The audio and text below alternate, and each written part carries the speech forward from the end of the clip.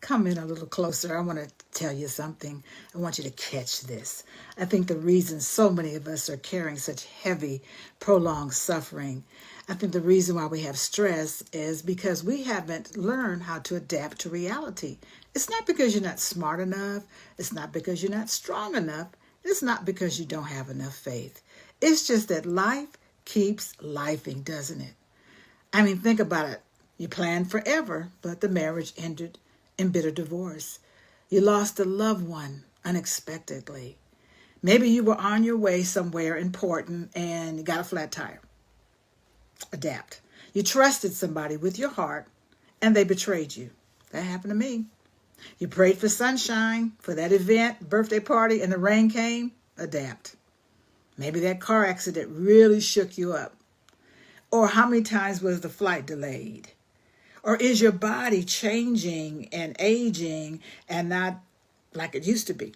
Or wait a minute, how about the news? The politics, the racism, the violence, the division. What about your babies growing up so fast and some have found their way and some have lost their way?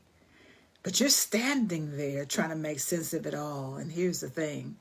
Life doesn't always make sense. We cannot hold on and store our pain inside of our bodies. We have to know how to let go and flow. We have to learn to adapt to reality and not get stuck. But so many people nurse their pain. They rehearse it and tell the story over and over again till it becomes their identity. Some people curse it and they speak bitterness and anger everywhere they go. And some people just want to reverse it. They're wishing and hoping things were different. They're not adapting to reality. And I'm not saying that things have to be fair or just. I'm saying life does not come with a rewind button. It just moves forward. And you and I were never meant to stay stuck in the past. We're meant to move forward and focus with faith. Generations before you, your parents, your grandparents, your aunts and uncles, they made choices. They lived lives you'll never know about. And some adapted, and some grew, and some trusted God to make a way in a wilderness they couldn't even navigate on their own. And then there were others in your family, in my family, they gave into addiction, or they gave into toxic anger, they gave into depression or suicide or isolation or abuse because they just couldn't see how to move forward. But you can break the cycle.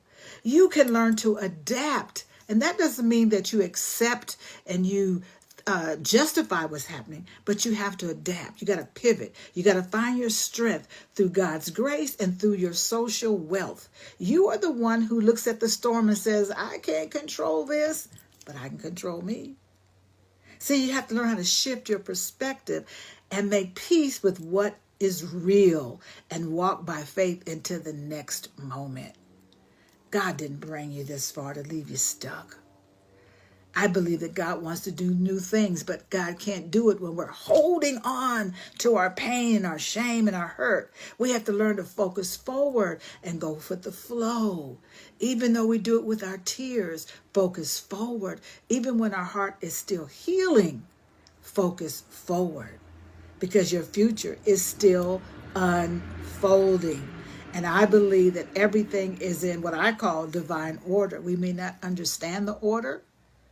We may not understand why we lose loved ones, or why we didn't get that yes, or why the door was closed, or why people treat us the way they treat us, or why laws are made, or why racism exists, or jealousy exists, or betrayal, or setbacks, or hurt, or loss, or grief. It's a part of being alive.